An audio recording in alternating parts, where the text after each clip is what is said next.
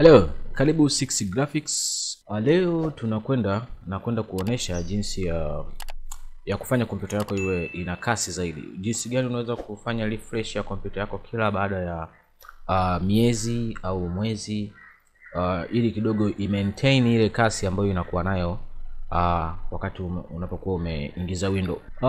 Today tunakwenda kuangalia njia ambazo tunaweza tukafanya refresh ya kompyuta yetu. Kitu cha kwanza ambacho tutakwenda kukifanya, tutaanza kuclean temporary files. Unajua kwenye kompyuta huwa kuna files ambazo zinatumika ndani ya muda fulani, alafu then zinakuwa hazina mahitaji tena ya kompyuta. So tunachokifanya sasa hivi, tunaenda kuclean temporary file. So tunaenda kuclean temporary file ili uzipate. Tunakuja kwenye keyboard yako. Kwenye keyboard yako utabonyeza ile button ya logo window, then utabonyeza na R.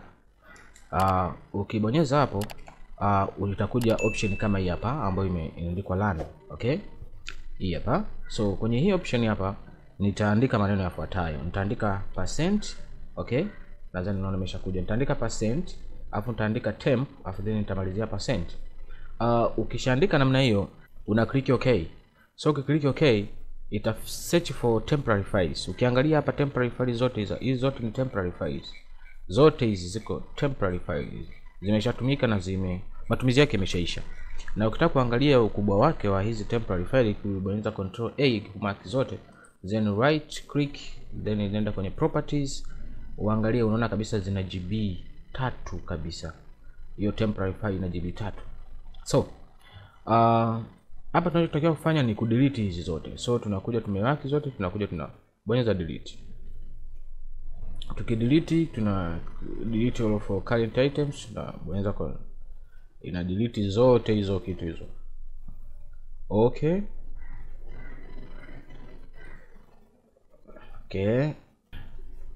ambayo hayata deletika unayaacha kama kawaida, ambayo huwezi kuyadelete unayaacha kama kawaida.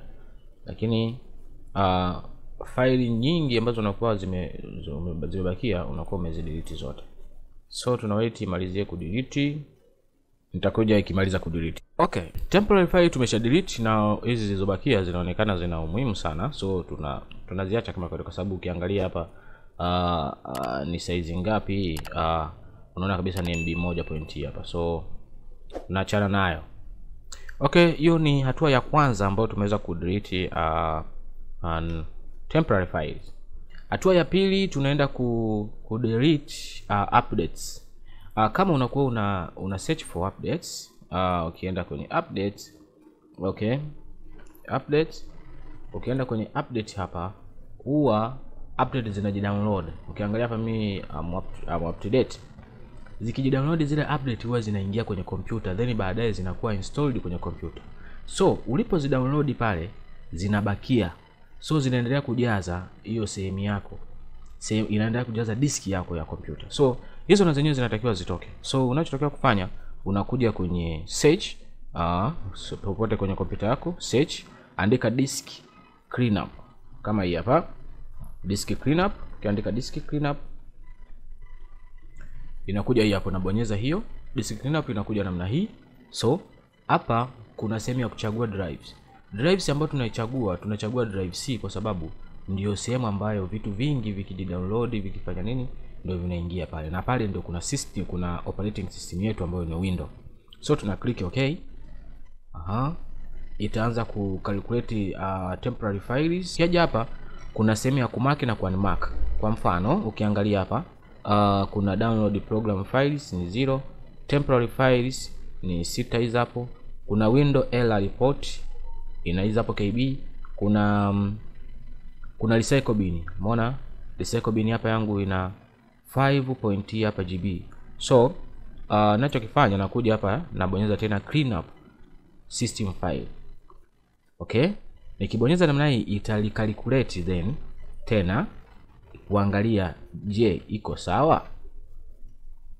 Kwa hiyo tunasubiria ina calculate.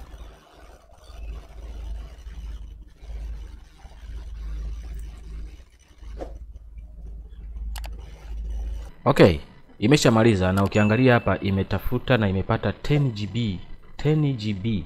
Hizi zote ukiangalia kwenye hapa juu hapa Ukiangalia hapa ni window update cleanup. Kwenye window update tu zina 4.85 GB. So hizi vyote vinavyokuwa hapa ni looks like clean. So window yenyewe ndio imesha kutafutia kwamba kipi ambacho ni sahihi kukidelete. So unachotakiwa unakuja hapa chini una click okay. Ukiklik okay utadelete hizi file zote na kompyuta yako itakuwa very fast. Inakuja are you sure you want to delete permanently? Una click yes delete. So itaanza kudelete. Okay, ikimaliza kudelete, okay, tuiache iendelee kufuta hapa. Naona inaendelea kufuta, itachukua muda kidogo. So huku tunaendelea na step zingine. Step nyingine hapo tumeshaona tumedelete temporary files, tumetumia disk cleanup ku delete temporary files. Kitu kinachofuata kingine ni ku disable automatic startups of apps unapokuwa unafungua kompyuta yako. Okay, unachotakiwa unakuja kwenye search, then una search for task manager. Okay, ukibonyeza inaitwa task manager. Ukibonyeza hapa task manager inamaanisha nini? Task manager inaonyesha program zote ambazo zinazofanya kazi kwa muda huo na zimechukua ukubwa gani, diski gani. Kwa mfano hapa CPU, memory, diski, network na GPU. Tunachotakiwa tunakuja kwenye startup. Okay, unapobonyeza kwenye startups unakuta application ambazo huwa zinafunguka wakati wewe unafungua kompyuta yako. Kwa mfano ukiangalia hapa kuna maneno, kuna vichwa vya habari hapa, kuna name, kuna publisher, kuna status, kuna startup impact. Kwa hiyo unatakiwa angalia kwenye startup impact. Hiyo application inapokuwa window yako inapokuwa inafunguka, hiyo application ina impact gani kwenye kompyuta yako? Kwa mfano ukiangalia hapa, hii hapa internet downloader kwangu ina high impact.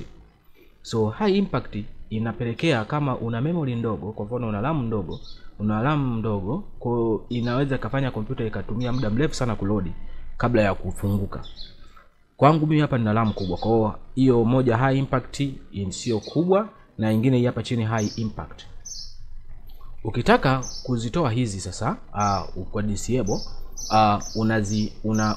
unaangalia kwenye status hapo. Ukiangalia kwenye status kuna disable, kuna enabled.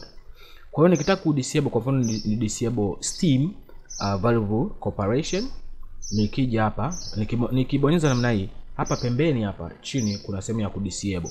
Kama ume disable ukibonyeza hivi unakuta chini hapa pameandikwa enable. Kwa hiyo kwa mfano naweza ni enable Microsoft Edge.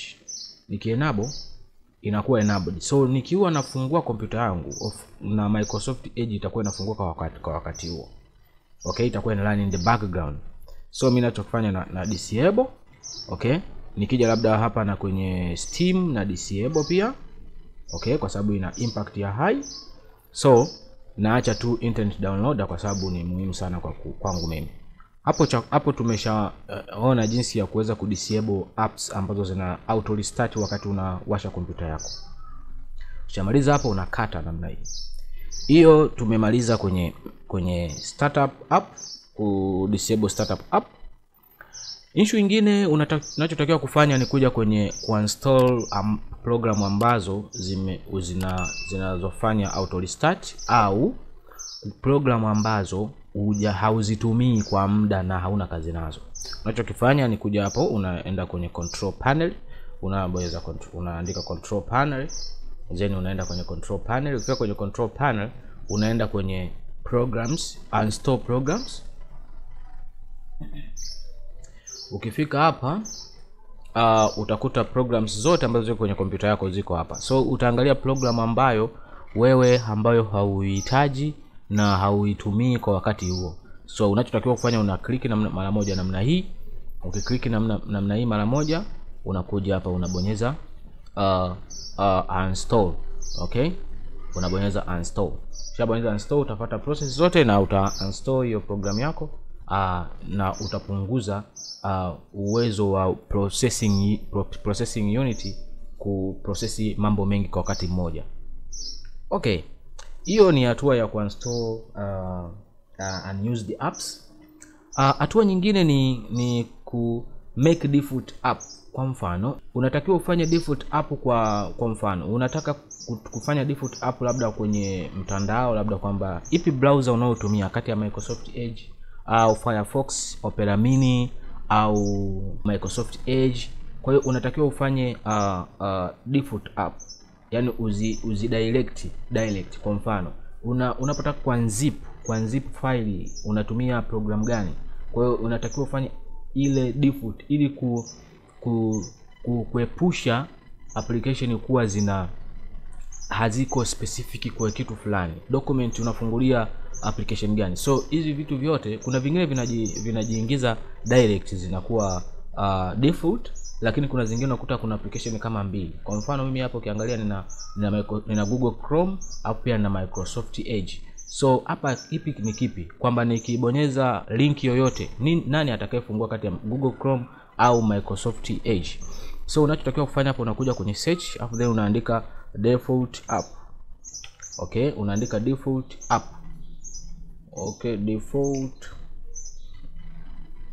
app. Choose a default app. Unakuja kwenye default app, ukiangalia hapa reset. Yes, hii hapa reset this PC. Kwa hiyo nikibonyeza kureset itanipeleka kwenye kureset. Okay? Kwenye kureset hapa kuna option.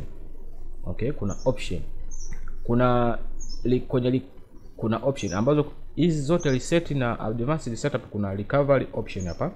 Kwenye advanced setups ukibonyeza reset sasa hivi hapa, okay, itakuuliza do you want to keep your files or to remove everything.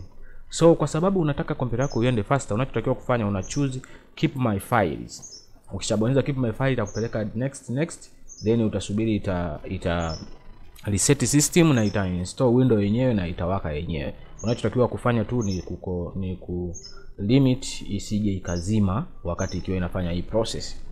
Then baada ya hapo kompyuta itakuwa safi kabisa kama vile ulivyokuwa umeweka window mwanzo, na unaweza ukainstall application zako na kuendelea kutumia. Okay, usiache kusubscribe, like na comment. Karibu Microsoft 6 Graphics. Kama una issue yoyote just comment hapo na tutaweza kutatua. Ciao, you are welcome.